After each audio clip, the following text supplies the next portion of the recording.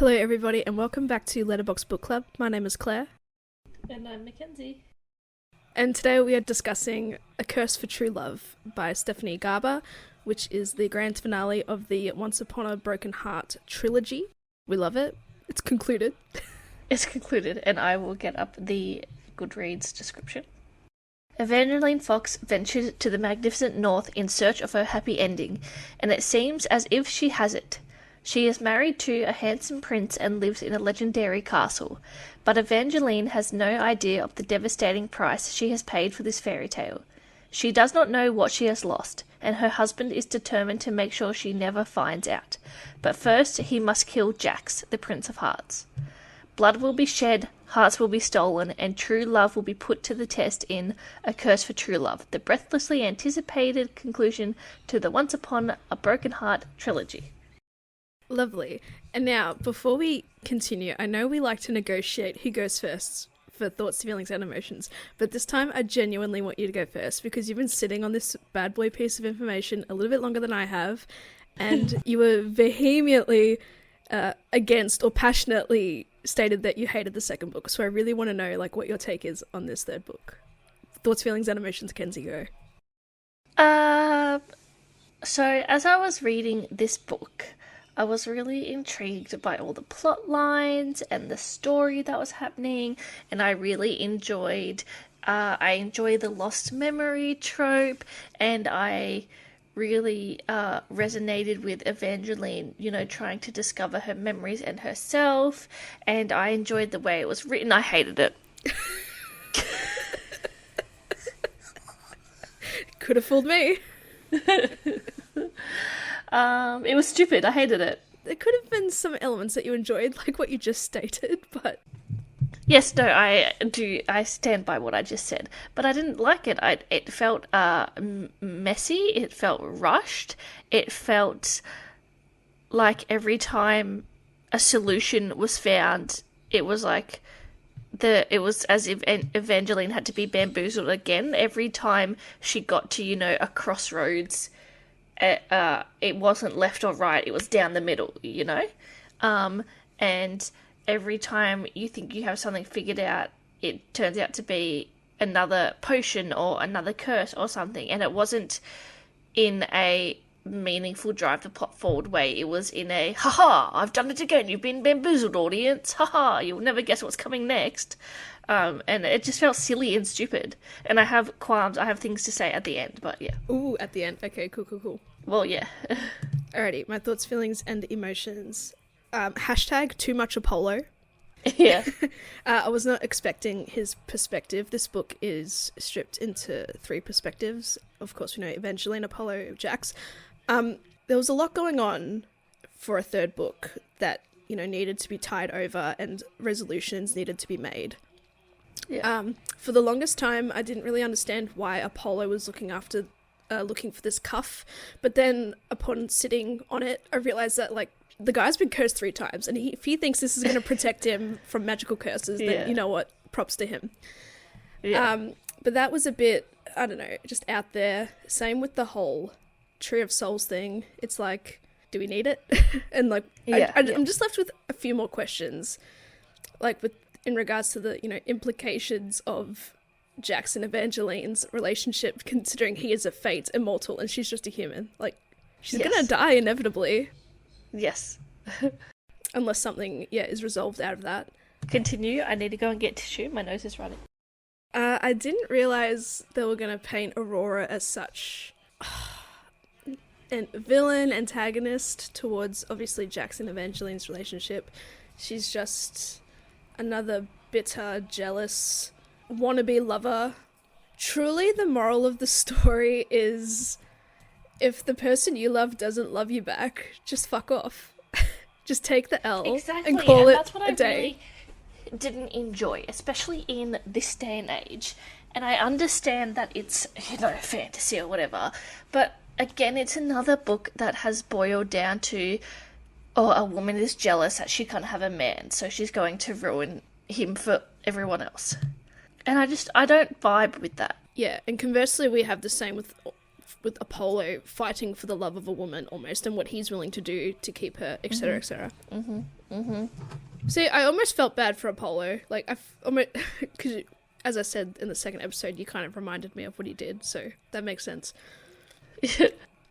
But yeah, he's trying too hard to cover his tracks and make Evangeline, I guess, love him again, but it was never going to work out. And I think, like, as you said, it's another, if I can't have them, no one can, and I just don't vibe with that. That's exactly what he said, I think, or at least Evangeline deduced that was this scenario. If they don't want you, then let them be free, you know? Especially in this day and age of, approaching or entertaining relationships, like, and with consent and everything, like, no means no, like, if they don't want you, back the fuck off, etc. And this is just really pushing, it's like media and books just push it too far. They think it's cute, charming, they're being playfully stubborn, but no, it's like, Jax definitely doesn't want Aurora, and Evangeline realizes Apollo's a piece of shit, and she doesn't want him anymore. Like, it's fine. Yeah, exactly. Yeah, and I wasn't expecting the Valors to just re-assimilate into society.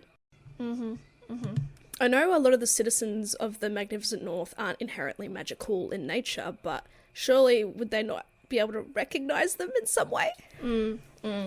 I agree. Like, I suppose there are statues with the headless Valors, so, like, they probably, over the years, may have forgotten what they look like, and with all the stories and everything, gets all bedazzled and goofy, like... But there was portraits at Slaughterwood, wasn't there? I wouldn't be surprised. And again, I didn't... This is what I'm saying about all these storylines that were introduced, and there's just no... This book... Okay, I'm going to get right into it, because I can't not. So, this book, there was no resolutions. There were no resolutions in this book, really, for anything. The only resolution was that Apollo died. And it's like, okay, again, now you've opened up this kingdom, like, they're without their monarch. They need their leader, blah, blah, blah. And then the Valor's like, oh, we just want to come in and live our life. We just want to have Merrywood. And, maybe underlining there's that feeling that, oh, they're going to end up taking over. But again, there's no really hints to it. They don't mention it at the end. Where is Luke? Yeah, what happened to him? What happened to Luke? What happened to Marisol? What happened to Tiberius? And also, like what you were saying, Jax is a fate and Evangeline is a mortal, unless somehow he is no longer or she is now. Yeah. And then all this build up for her, she's so special, she's the key, there's this prophecy about her, all for it to kind of mean nothing in the end. Because Jax has essentially fulfilled his fate, does he lose his fateness? Yeah. Because we know he's still, like, inherently immortal because of he's immortal because, not because of the tree, but for other reasons, right? It's because he wanted to be immortal for Castor as well. And there was all these things I don't understand about, how did he become a fate? Why was he stuck in a deck of cards? Yeah, that's what I was thinking. Was this the soul of trees? Did he make a bargain with, like, the tree or whatever? And did he have something, obviously special taken away from him in place of that? But yeah, I don't know. I'm just wondering more about just the world. Than it being, nicely tied up. Because really the only mention of Luke is that, oh, I hope he is somewhere far away. And I think there was, like, mentions of Apollo saying, we got to find this imposter heir and blah, blah, blah. Yeah, and then Apollo dies, so... It doesn't matter. But imagine being an ordinary citizen and these couple of weeks have occurred. Apollo is dead, quote-unquote dead. Evangeline's framed for murder, blah, blah, blah. Next minute, Apollo is alive and well, and it's like, next minute, he's dead again, but the Valors are alive, like... Yeah, and was it even released to the public that Luke was an imposter, or are they just trying to cover it up? Oh, I just realised there was a significantly less amount of scandal sheet articles, except it being wanted, Jax, murderer, crimes against the crown, all that nonsense. Stephanie just got maybe a bit too big. There was too much she wanted to incorporate, but it just got a little overwhelming for each other. Because, the only real resolution, probably not even resolution, or outcome, is that Jax and Evangeline got together. And then, really, like, are they just going to go live happily ever after? Until she dies. Yeah. I was hoping there would be a little route where, like, you know what? Evangeline believes in happily ever afters and all that stuff, and Jax always is saying that the heroes don't get happy endings. I wouldn't have been surprised if they either both died or just didn't end up together, or again, it was like that time loop thing where they just start this journey all over again. Yeah. Like, no happy ever after for you.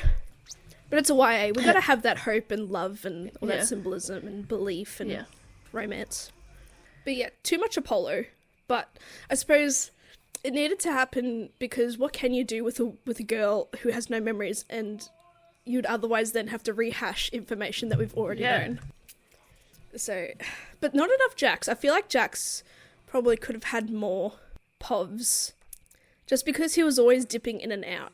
And I would probably have liked more of his inner turmoil and him making or not making the deal with Aurora and him giving his heart to her willingly. And I wanted maybe to see that struggle and turmoil. Yeah, there was way too much Apollo for him to just end up dying. Yeah, for sure. But yeah, I think it's just to fill in the pages because, otherwise we're just repeating stuff to Evangeline. But even then, we could have, just had Jax. Even a Jax Pov as Archer when he was training her. Also, I knew, I kind of suspected that Apollo was, the tree would take Apollo because that's what he loves the most. Himself. But I was also impressed that it went down that path. I was like, oh, that's funny. Just a bit of an extra grit, because you wouldn't expect even though it is still quite a violent book, I mean, there's a lot of assassination attempts on Evangeline throughout the course of the entire trilogy, and little stabbings here and there, but to truly, kill a character, I'm surprised that only one was actually dead. Oh, to be fair, the vampire really did tour through some towns and stuff, so but a main character that we've grown to know, so it just means that obviously Apollo could never truly love Evangeline the way he loves himself. And I think in the end he didn't love her, he loved the image that she created for him. I think because when he was cured of his curses, he felt that his tie to her was severed, so I'm sure before that, he genuinely loved her to an extent, and he just wanted to get that familiarity back. So I wasn't expecting Aurora to have such a huge impact yet, considering she just came back from the suspended sleep, etc. She providing Apollo with the potion to remove Evangeline's memories of essentially Jax and her relationship. Yes. And then the whole Jack giving her his heart sort of thing. I don't know, it was just... I understand that Jax is the Prince of Hearts' heartbreak, and in this moment he's experiencing such intense heartbreak for Evangeline because all he wants to do is for her to live. Yeah. It's but is killing yourself the way to go? Is this good messaging? He took out his heart, and was that ever resolved? Well, from what I remember, the glass shattered as they kissed for the first time, so I don't know if he still has it. I don't know, what's the medical semantics of that? And also, yes, let's get right into it. So they finally kiss at the end. Like that. Yes, like that. Is it did Aurora take the curse off him? Was it broken because of true love? I would say so. He fulfilled his fate. Yeah. Yeah, I don't know. See, and that's the thing, isn't it? Yeah. We just don't know. There's just so many, answers and stuff that we don't know. And I was like, I need more explanation, please. Thanks. Yeah, please. Thank you. Stephanie, DM. Yeah. I was a little worried that, Evangeline was going to get killed off just because of the whole, she couldn't, in that moment, forgot how to breathe because I guess she's been waiting to kiss Jax for such a long time and overwhelmed in the moment. And I'm like, I would have enjoyed this. Let's see which way this goes again. But no. That's the happily ever after of Jax and Evangeline's relationship. I mean, it all led to me having a kiss and the debt. What happened to... My Audacity also stopped recording, so I don't know what's going on, so we're just going to have to click again. I lost train of thought. The debt. What happened to the debt? Yeah, the debt. So was in the grand scheme of things, the last kiss, she was always going to kiss Jax, or is it just something that, just got lost? Because I feel like this was the main point of the entire trilogy. I guess, it was her last kiss was him. It is what it is. And then, if he breaks his curse, does it make him human to live out his life with his true love? I don't know. In the epilogue, it was speaking as if, the story curse is its own sentient being. Being, the not-so-human boy. So, Yeah. I don't know. Yeah, and just like the political aspect of it all, like the Valors being alive and like him, Wulfric being like, the North was never lost to us or something, or he never lost the North, is like, this could cause war in this series. Like, also, I'm just skimming through my notes, and I wrote that Robin Sorderwood gives Apollo a leather cord artifact. Do we even know what that was? No, that was the cuff, wasn't it? It was about the cuff. It was about the cuff. It was a letter. Oh, letter. I thought it was. I thought it was like a leather cord. I thought it was a letter about the cuff, and it burns. I don't know. Oh, I could be wrong. What leather? No, but I wrote it down because I saw it as an artifact, and I was like, oh, this is weird. Thought it could help him. Does Apollo get the letter burning makes sense leather? Because of the story curse. It was very early on. I'm not getting anything. All I remember was he got the letter that was about the cuff, and it burns every time you try to read it.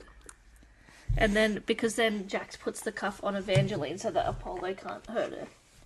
Yeah. I understand how it works, but I thought we got something else is all.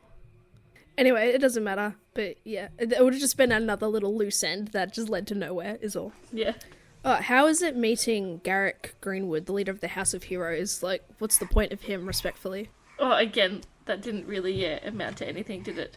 Like, again, if you're going to introduce this sort of mercenary-esque group, like, they should have been a part of the entire thing. Yeah, exactly. And then they didn't do anything anyway.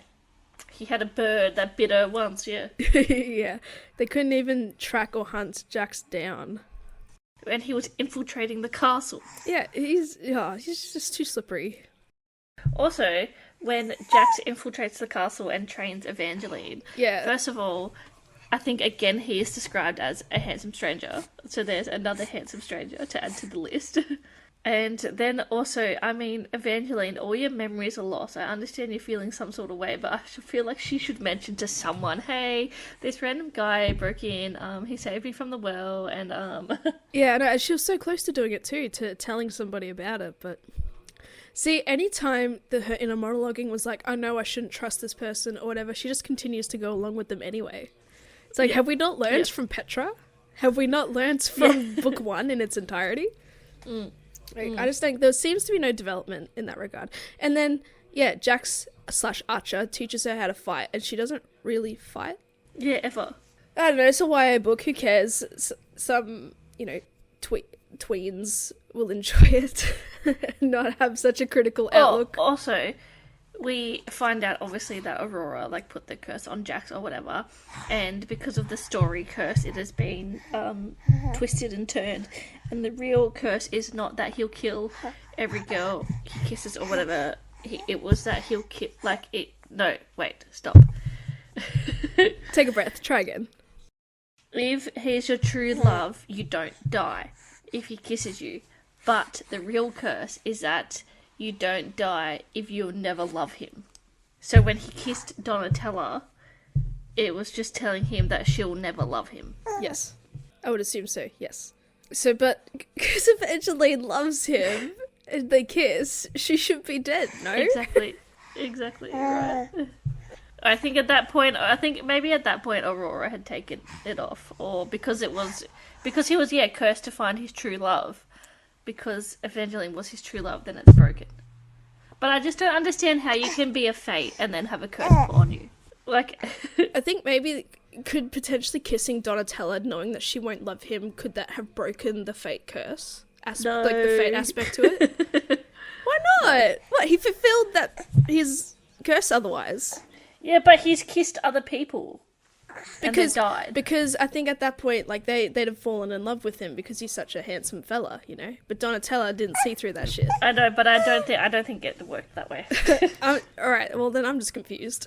I just think Evangeline should be dead, or maybe Stephanie tried. No, I think because it's called a curse for true love. So I think, and that was he had to find his true love, and so that broke it all. I think Stephanie relied on the story curse to bamboozle everybody too much because as you said, it changed so often, and when it is presented in front of us, we'd often trust it as being confirmation, or we take it as is, but no, then you hear of, no, but this is actually this and that, or whatever. So yeah, who really knows? And hey, I feel vindicated. I, though not articulately last week, said that I think the Princess Donatella thing... Actually, no, I still would have been wrong. Never mind. Don't worry. Don't worry. Because I thought, because of the story curse, like, the Princess Donatella kiss might not have actually been the kiss, you know, but whatever.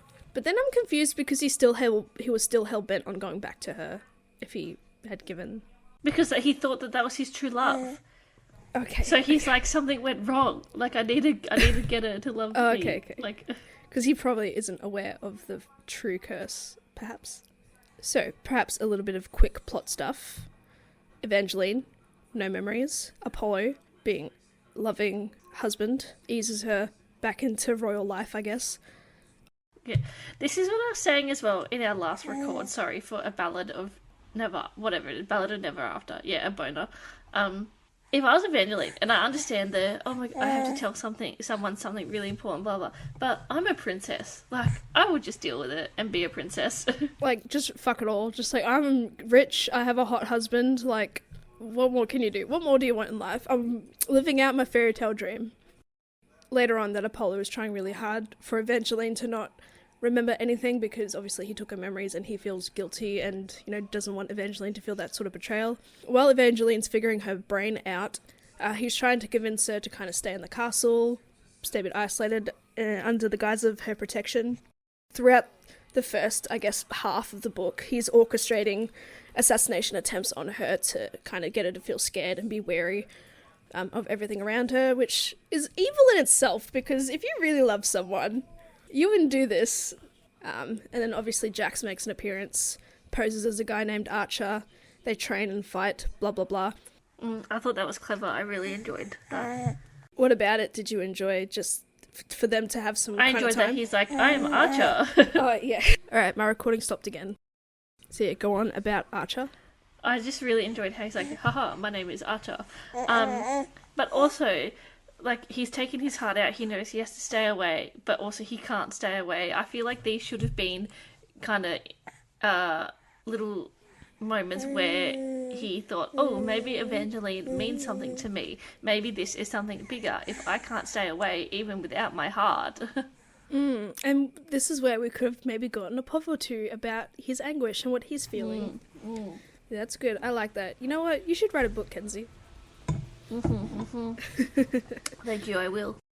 And obviously throughout this book, you know, while Apollo is parading Evangeline and himself around as the royal couple that they are, chaos is wreaking chaos amongst villages. He's just massacring and feeding on people, which I feel like doesn't really get addressed either, because that's a very terrible thing for him to do, even though as a vampire, now that he is out of his helm, like, it's still an irresponsible thing to do, to just kill people. And that doesn't get addressed. I think Jax maybe said something, but it's not like a scolding. And he tries to kill Evangeline again. Yeah, again without the magical helm. Like, Jesus. There's a couple of main events that happen. There's a big, like, dinner party, whatever, and more assassination attempts on Evangeline. And then there's this event called the Hunt, which is an old Valor tradition. Just another way to lure Evangeline away and run into Jax in a little magical, illusioned, cursed forest. And another assassination attempt. Poor girl. I liked the cursed forest, how it showed you the happiest day of your life. But then also that Evangeline's didn't mean anything because it was just about her parents. It shows you the happiest day of your life, but it doesn't give you exactly what you want. So for Evangeline, it was a day, like it was the day before her 12th birthday or something. And she hears her parents, but every time she runs towards their voices, she can't see them. So yeah, ultimately it just meant nothing. But I think it's just another way to trap her into staying into the forest, perhaps. Yeah, and then we see that Jax's happiest day was when he was at the inn with Evangeline. Yeah, under the influence of the Mirth Stone. Yes, the Joy Stone. Yeah. Also, the stones mean nothing now. Like, no one cared about them. I have not heard a single thing about a stone in this book. Yeah, well, because they've been used now. But, like, they could still be recognised as, like, the gem that it is. Yeah, and I'm sure they could still, like, open and close the arch to put things in there. Yeah, or even, like, the stones itself could still have its individual magical influence. Like, it just can't be used together. Doesn't mean that they're all broken. I don't know. More questions. And then during this hunt situation, we find out that Apollo, through his POV, is after the Tree of Souls, which is an old tree that, when people drink from the blood of the branches, they become immortal, but it comes at a cost because, of course, magic comes at a cost. It'll take something that they love from them. It's the thing that they love the most, it takes from them. But then back at the Cursed Forest dream illusion, Jax is trying to give Evangeline, like, a vial of gold liquid, which essentially was to, in a way, put her to sleep. And then she finds a letter, which is the note that Evangeline wrote to herself about, you know, this guy may charm you, blah, blah, blah, back in book 2.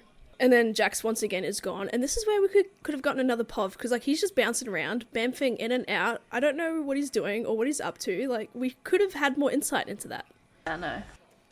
And then Evangeline wakes up with a glass cuff around her wrist, which is the Slaughterwood cuff of protection, or whatever the fuck it is.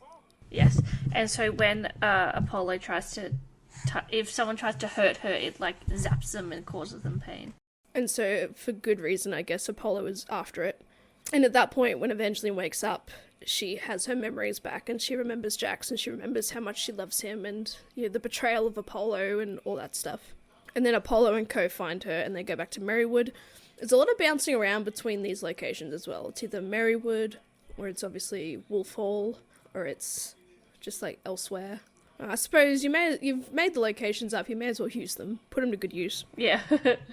And at that point, it seemed to me that Apollo and Aurora had a very weird dynamic, which obviously later on confirms that Aurora gave Apollo the elixir. And then we get to see Lala again. Love Lala, yes. But we see her again, but is there any, like, it doesn't tell us if... Yeah, it doesn't say, oh, the engagement is on or off, or... On, I think in the beginning it was called off. I'm pretty sure it was.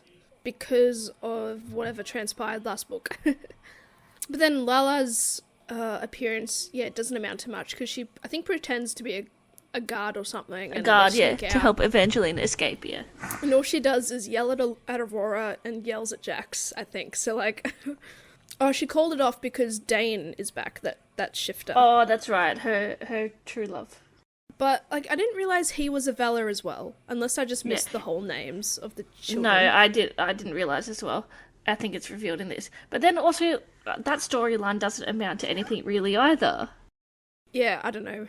Yeah, I don't know, the implications of everything. Like, being a dragon shifter in itself is pretty OP, no? Yeah. So, like, he could wreak havoc on the world. Yeah. And then there's, like, a point where Jax and Evangeline sort of interact again, but Jax is described as being not safe by Chaos, so, like, he is fulfilling his urge, I guess, to kiss Evangeline in a way, or he's more cruel and nasty than when we first met him in the first book, etc. There's a lot of moments where, bad shit's about to happen, and either Castor, Jax, or Apollo just, like, grabs Evangeline and takes her away. Again, she has no fight, she has no grit, she has no self-preservation, which I think is something that Jax actually said. But, like, it's true. Yeah. And it's frustrating, because we want, like, as much as we want a strong heroine, like, we need her to show some fight. Should we talk about the apples? Yes, I feel vindicated. Yes, but also, I feel let down, because the apples, like, they're all different colours, he's always eating them. In the end, he just says, oh, I don't need them anymore, and it's never explained to us what they are for. So, upon research, obviously, it says that they were used, he ate them to control his urges of obviously kissing Evangeline. But I just wish that the colours meant something. And also, that was confirmed by Stephanie, like, off-page in interviews, that that's what they were for. I just... So like, this is my qualm. Tell the audience, you know? Yeah. If she has time to write a dinky little paragraph in Jax's point of view about the story curse and how it was meant to protect Chaos / Castor, she could have put a little paragraph about the apples. Like, even if, yeah, like, I don't know, maybe in the last book or whatever, when they're under the Truth Stone, and, Evangeline had said, oh, you know, like, what's with the apples? And he said, like, even if he had alluded to it, like, he could have said, you know, something along the lines of, oh, it's like Lala's sewing. Yeah, for sure. Like, it would have been like a 2-sentence thing, maybe 3 sentences. Like, it's not that hard to include. Maybe, sorry, in the last book, when Lala is talking about her sewing or whatever, and she, like, even Lala could have said, oh yeah, and Jax has his apples. Oh yeah, for sure, because they're like best, quote-unquote, best buds. Like, yeah, you would totally offer that similarity. Yeah, I feel like I don't really care about the colours either, because perhaps being in a magical world, there's all sorts of colourful things, and it doesn't necessarily need to mean anything. I just wish because there was always, like, described. Yeah, like, it was a white apple or a black apple. Yeah, it's like, I feel like don't draw attention to the colour specifically if it doesn't mean anything. Like, just say, there he is eating another apple. And it's such a huge character trait for him to, obviously, extremely recurring throughout the entirety of the trilogy, and yeah, for it to not ultimately be described, not needed to be described in great detail, but a good confirmation of, yeah, it was to control his urge. Yeah. Give the audience, like, imaginative control over that. Because, like, I feel like, yeah, there has to be a solid yes or no sort of reason. A definitive reason. I mean, unless the man really does like apples, but, like, he could have had apple pie or something, or stewed apples. But it does suck that it has to have the off-page confirmation when, yeah, you could have spent maybe a small paragraph. Yeah, especially when your audience is young adults. And you're throwing the recurring motif in our face, like he's constantly eating an apple. Like, there was, when he was, I think, talking to Evangeline for the first time, or snuck into a room, like, she heard a crunch, and yeah, he's eating an apple, he bit an apple right in front of her. It's like, that has to mean something. Yeah. And this isn't that crazy, like the whole, oh, this literary thing, the curtains are blue because he's depressed. Like, this is like, we need to know the apples. What does it mean? The curtains aren't blue for the sake of being blue. There has to be a deeper meaning. Anyway, nothing matters at the end of the day, truly. So what were some of your qualms, or have we just slid over them? We discussed them. Yeah, it was the apples. But yeah, fun. Lots of confrontations.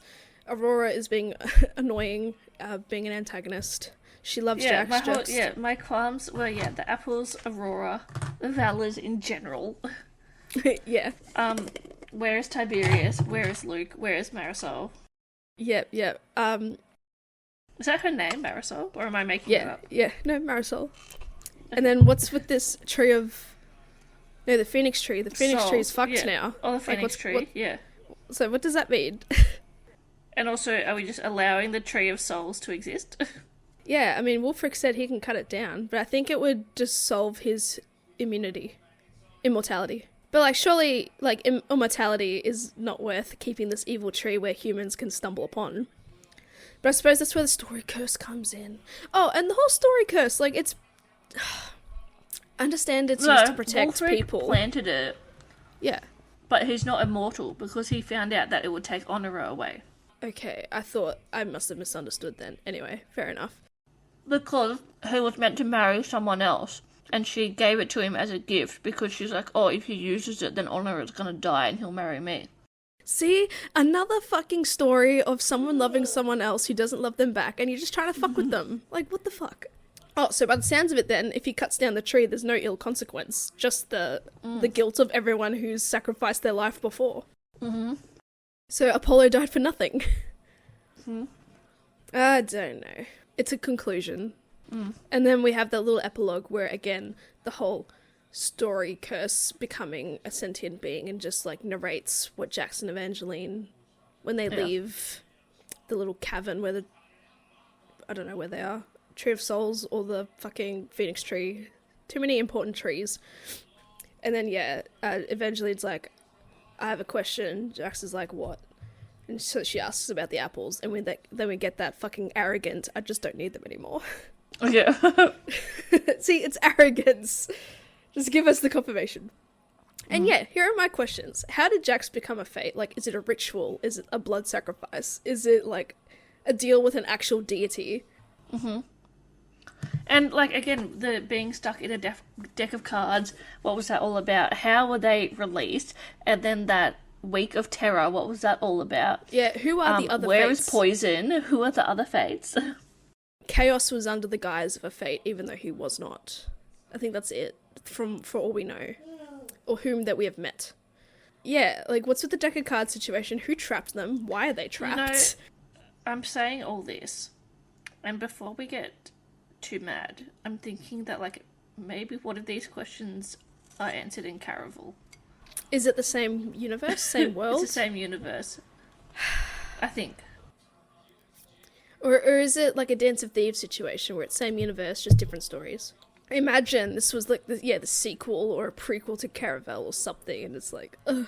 I don't know. I doubt it though. Like, I wouldn't be surprised if it was the same universe situation. It's about a circus and shit. It's very time clock circus, the night circus. Yeah. I read that blurb, but I was like, oh, I don't know if I think Kenzie might like it, just because if it depends on how they unravel it all and not so disjointed. But yeah, we can add it to the list for sure. No, I think it's like 4 books though.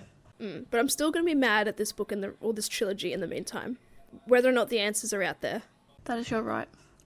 It's my right. Yep, it was a book. It was a conclusion. There were words on a page. Words on a page. The young adults will eat it up just because of the romance. Or, listen, Jax, as his character, he's not inherently romantic. I don't know, we're just romanticizing... But, like, treat him mean, keep him keen, you know? If he hates you, if he hurts you, it means he likes you. If he abuses you, he likes you. Yeah. Yeah, no, like, I just don't understand his romantic appeal, ultimately. Like, no matter how handsome he is, or however he's described. Because, like, as part of his thing, I don't know if it was actually confirmed, like, a guy lit his fucking apple cart on fire, and pretty much himself, I guess. Like, that's a stupidly cruel thing to do, even though Jax was losing his mind. That is a part of his true nature. He just, and then, like, Lala says he just does that because he can.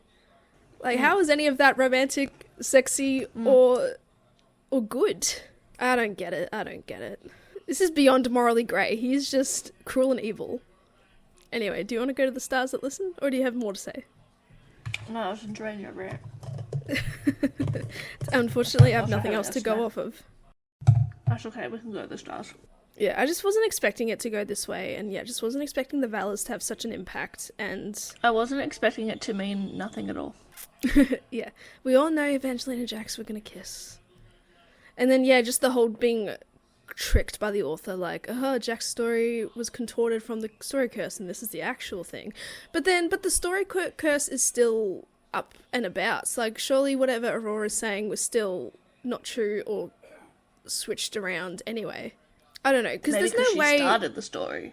Maybe. Or maybe because she placed the curse, maybe she is immune to that sort of thing. I don't know.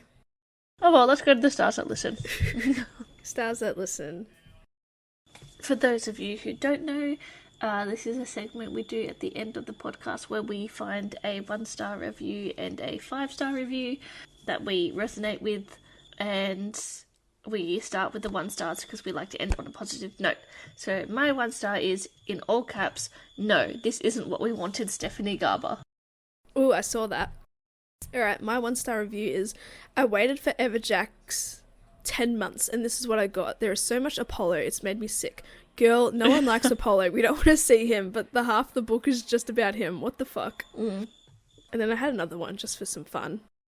Okay, I've had time to think. This could have just been added onto the end of the second book. Like, truly, we did not need Apollo's POV. It provided nothing, and there wasn't enough of a story to make it its own book. I'm still disappointed in it. Skip buying this and just make up your own ending. I mean, that's fair. Yeah. Maybe we could have had, like, an Apollo perspective book out of the entirety of it. Like a la Castile POV, reminiscing back from book 1, etc. retelling the story, though. Exactly. But from Apollo's point of view. It's just a shame that Apollo is, he's convincing himself he's trying to do what he's doing is good and just, and he's just not good and just. Alright, 5-star reviews, Kenzie. My 5-star review is, I'd kiss Jax if it killed me. Love it. Cheeky comment. Yeah. Alright, my 5-star. Wow. I'm a shell of a person currently and I don't know what to do with myself. This was gripping from front to back. I was held captive by the magical tale woven by all the brilliant Stephanie Garber. Gajillion stars. And then I just had a second one. It was the most deserved 5 stars I ever gave to a book. Even if we did not know where he got his godforsaken apples, we got this ending that we wanted. Now, I'm still hung up on the apples. The apples is the hill that I die on. Yeah. The apples are the friends we made along the way.